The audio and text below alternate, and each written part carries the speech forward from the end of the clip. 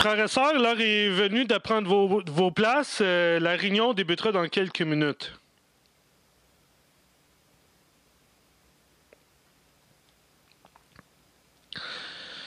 Bienvenue, frères et sœurs, à notre réunion Vie chrétienne et ministère. Pour débuter la réunion, nous allons débuter avec le cantique 123 qui a pour thème Les bergers des dons en hommes. Cantique 123.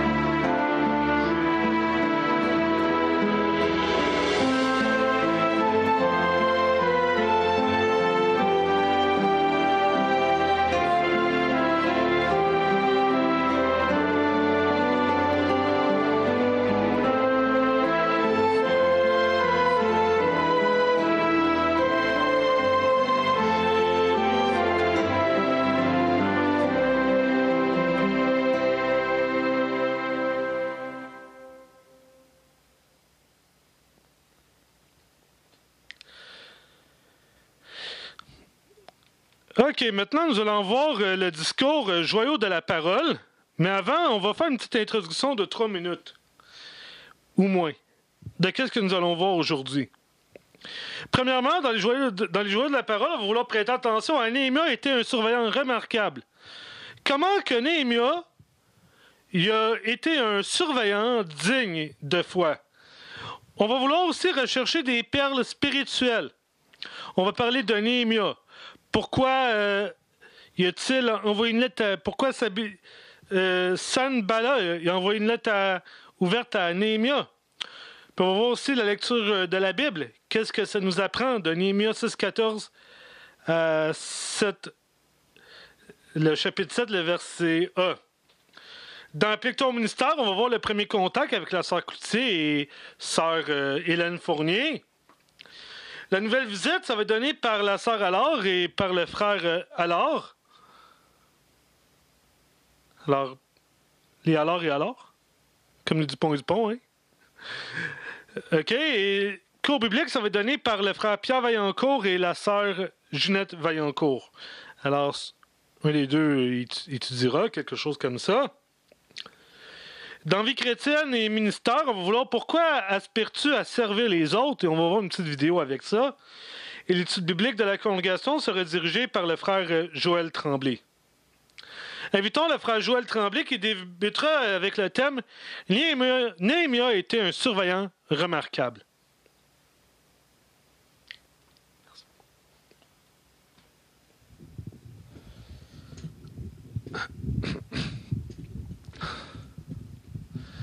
Vous vous souvenez du livre « Toute écriture est inspirée de Dieu et utile » ? Dans l'ancienne école du ministère théocratique, on avait les points bibliques, les points d'instruction. Et jouer de la parole, ça ressemble un peu aux points d'instruction qu'avant on avait dans l'école théocratique. Alors, ensemble, on va parler d'un Néhémia qui a été un surveillant remarquable. Prenez avec moi pour commencer, si vous le désirez, nous allons lire ensemble Néhémia 5 et le verset 1 à 7.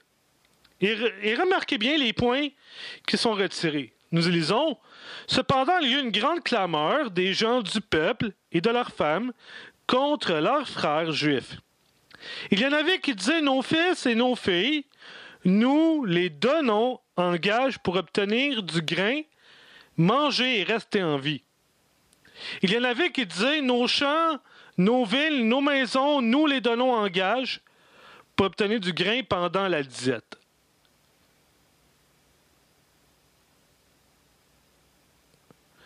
Il y en avait qui disaient « Nous avons emprunté de l'argent pour le tribut du roi sur nos champs et sur nos vignes. Pourtant, notre chair est la même que la chair de nos frères, nos fils sont les mêmes que leurs fils. Mais voici que nous réduisons nos fils et nos filles à l'état d'esclaves. Parmi nos filles, il y en a qui sont déjà réduites à pareil état. Il n'y a pas de pouvoir dans nos mains, alors que nos champs, nos vignes appartiennent à d'autres. Or, j'entendrai une grande colère dès que j'entendis leur clameur et ces paroles. Alors mon cœur délibéra en moi-même et je me mis à faire des reproches aux nobles et aux chefs adjoints. Je leur dis, encore c'est une usure que vous exigez chacun de son propre frère. J'organiserai en outre une grande assemblée à cause d'eux. Alors, qu'est-ce qu'on peut remarquer dans ces versets-là qu'on vient de lire? Eh bien, après avoir écouté le peuple, Néhémia est passé à l'action. Comment qu'on peut voir ça? Voici ce qu'a dit la tour de garde 2006, le 1er du février, paragraphe 9 à 2. En quel sens Néhémia s'est-il mis à faire des reproches aux nobles et aux chefs adjoints? Ces hommes pratiquaient l'usure au détriment de leurs compagnons juifs violents, ainsi la loi mosaïque. Par ailleurs, les intérêts réclamés étaient élevés. Si l'intérêt d'1 centimètre était exigé, tous les mois, il se montait alors à 12% par an.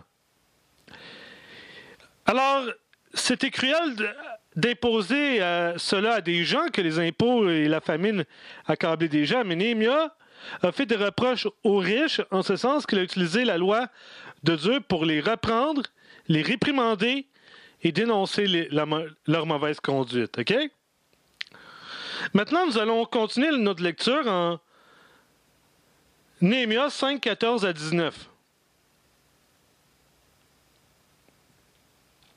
Autre chose, depuis le jour où il me chargea de devenir leur gouverneur dans le pays de Juda, de la 20e année à la 30e année d'Artaxerxès, le roi, pendant 12 ans, moi et mes frères, nous n'avons pas mangé le pain du gouverneur. Quant aux anciens gouverneurs qui étaient avant moi, ils avaient rendu la vie dure au peuple. Ils lui prenaient en pain et en vin chaque jour 40 siècles d'argent. De plus, leurs serviteurs dominaient sur le peuple, quand moi je n'ai pas agi de la sorte à cause de la crainte de Dieu. Et bien plus j'ai mis la main au travail de cette muraille, et nous avons acquis aucun champ, et tous mes serviteurs étaient rassemblés là pour le travail.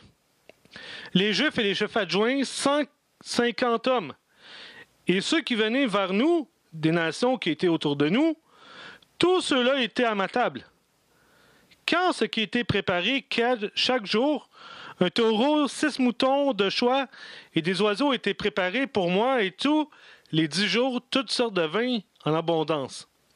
Malgré cela, je n'ai pas réclamé le pain dû au gouverneur, car le service sur ce peuple était lourd. Souviens-toi, en ma faveur, ô mon Dieu, pour le bien de tout ce que j'ai fait pour ce peuple. Alors, qu'est-ce qu'on remarque avec ce chapitre-là? Les versets 14 à 19, du chapitre 5.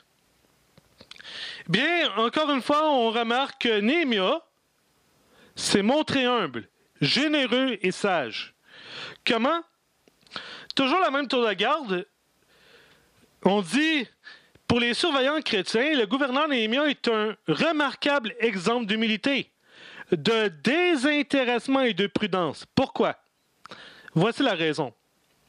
Il a fait appliquer la loi divine avec zèle, sans toutefois dominer ses semblables pour un profit égoïste. Intéressant. Alors, ça donne une leçon à tous les anciens de la congrégation aujourd'hui. Même aussi à ceux qui aspirent pour devenir surveillants dans une congrégation. Anciens. OK? Au contraire, il a montré de la sollicitude envers les opprimés et pauvres. Sous le rapport de la générosité, Néhémie a laissé un excellent exemple aux serviteurs de Dieu. Nous allons maintenant aller lire ensemble Néhémie 8 à 12. Alors, Néhémie, chapitre 8, et les versets 8 à 12. Il lisait à haute voix, dans le livre, dans la loi du vrai Dieu, elle était expliquée, et on a donné le sens, il faisait comprendre la lecture. Alors, Néhémie, c'est-à-dire de Tir-Ata, et Ezra le prêtre, le copiste et les Lévites, qui instruisaient le peuple, dire à tout le peuple, ce jour même est saint pour Jéhovah votre Dieu, ne soyez pas dans le deuil et ne pleurez pas, car tout le peuple pleurait en entendant les paroles de la loi. Il leur dit encore, allez manger les mets gras et buvez les boissons douces, et envoyez des portions à celui pour qui on n'a rien préparé, car à ce jour est saint pour notre Seigneur. Ne soyez pas peinés, car la joie de Jéhovah est votre forteresse. Et les Lévites ordonnaient à tout le peuple de se taire en disant, faites silence, car ce jour est saint. Ne soyez pas peinés. Alors tout le peuple s'en alla pour manger et boire, pour envoyer des portions et pour se livrer à une grande réjouissance, qu'elle avait compris les paroles qu'on leur avait fait connaître. Alors intéressant, qu'est-ce que Néhémie a fait? Ici, prenez la tour de garde, toujours 06 du 1er et 2e février, paragraphe 11. Voici ce qu'on dit. On dit, nous qui enseignons la parole de Dieu, nous en donnons le sens en parlant directement, en parlant distinctement, en ayant une bonne accentuation. Nous le faisons aussi en expliquant correctement les Écritures, en montrant clairement comment appliquer ce qu'elles disent. Donc, Néhémie a enseigné le peuple. Il a bien mis les accents correctement. Il n'a pas botché la parole de Dieu. Il n'a pas mis de torchon là-dedans. Alors, qu'est-ce qu'on peut retenir de Néhémie, du joyau de la parole? Alors, on peut voir que Néhémie était un surveillant remarquable. Le peuple se rassemble pour adorer Dieu, probablement sur l'ordre de Néhémie. Hein? Le peuple se réjouit beaucoup. Les chefs de famille se rassemblent pour voir comment ils peuvent suivre plus fidèlement la loi de Dieu. Et quatrièmement, le peuple fait des préparatifs pour célébrer la fête des huttes. Et qu'est-ce qu'on peut retirer de l'image? Si je ne me trompe pas, ouais. Qu'est-ce qu'on peut retirer de l'image? On va juste aller voir si on a l'image ou c'est déjà là. Ouais, l'image est déjà là. Bingo.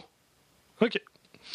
Alors, si on regarde un peu l'image, comme que j'expliquais, c'est que le peuple s'est rassemblé pour adorer Dieu pleinement, et ainsi de suite. Et le peuple s'est réjoui beaucoup, encore une fois, d'eux.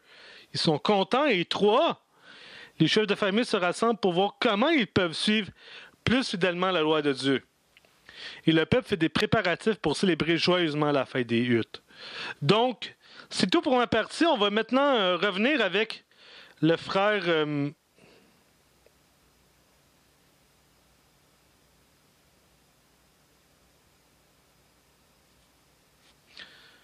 On va maintenant revenir avec le frère Ouellette, le président de cette réunion Vie chrétienne et ministère.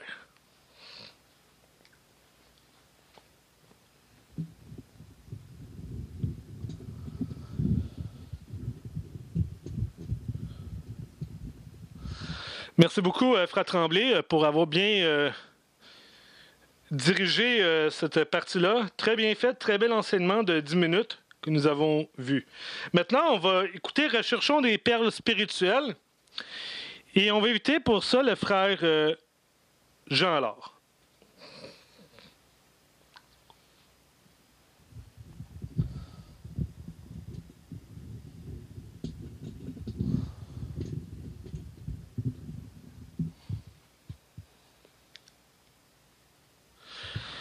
Alors, dans Recherchons des perles spirituelles, on avait Néhémie 6.5 à lire, et on va aller le lire, on va se donner le temps.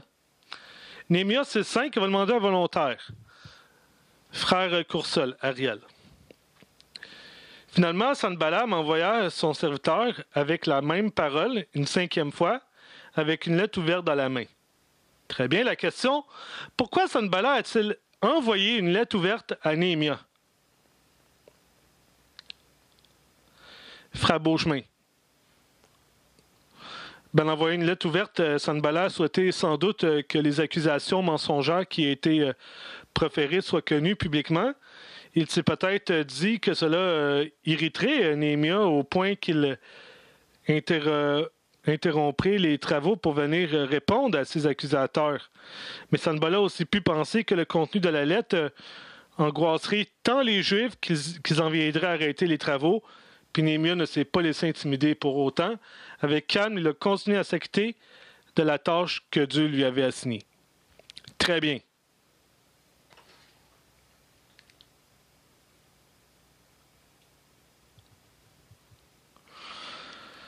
La deuxième portion de la question, nous allons aller lire ensemble Néhémie 6, 10 à 13. Et voyons pourquoi... OK, lisons ensemble Néhémie 6, 10 à 13. On va demander à un volontaire, frère Vaillancourt, Pierre.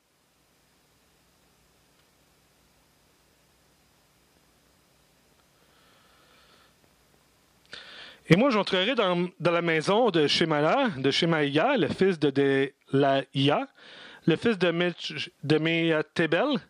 Alors qu'il était enfermé, il dit, rencontrons-nous sur rendez-vous à la maison du vrai Dieu, à l'intérieur du temple, et formons les portes.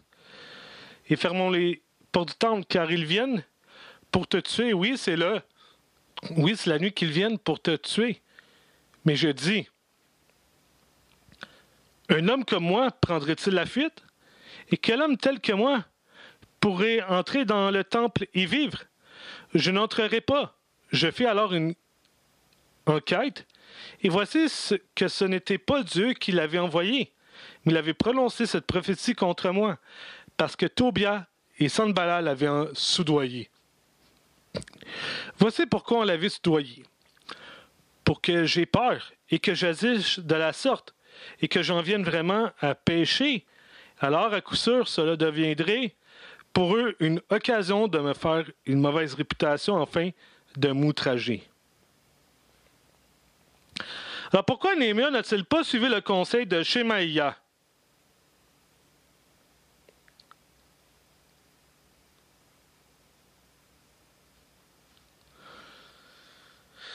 Frère Bernard Forgette.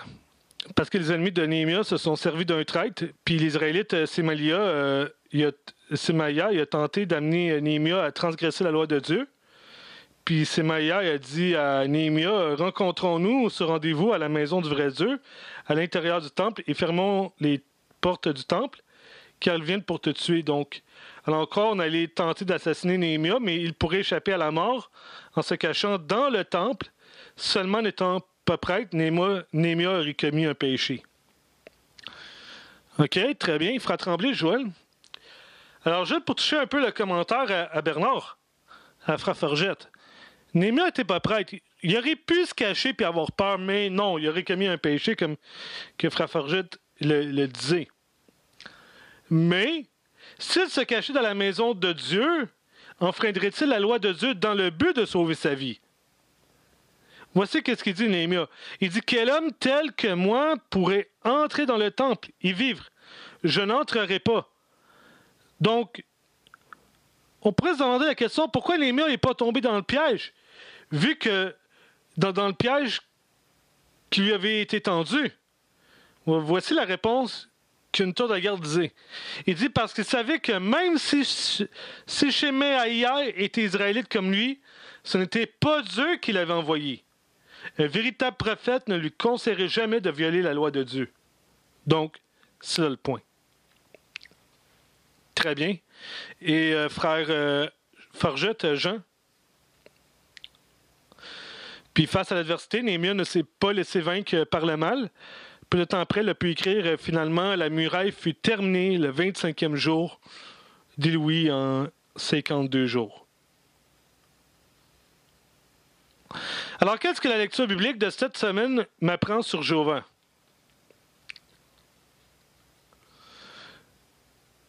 Frère Loisel. Dominique Loisel. Non, c'est Dominique Séguin? Non? Dominique Paradis, excusez, vas-y. Ben là, ça nous apprend que Jéhovah, il conseille, puis il est humble, il est prêt à pardonner aussi. Donc, c'est ça. Très bien. Et quelle idée de la lecture biblique de cette semaine puis-je utiliser en prédication?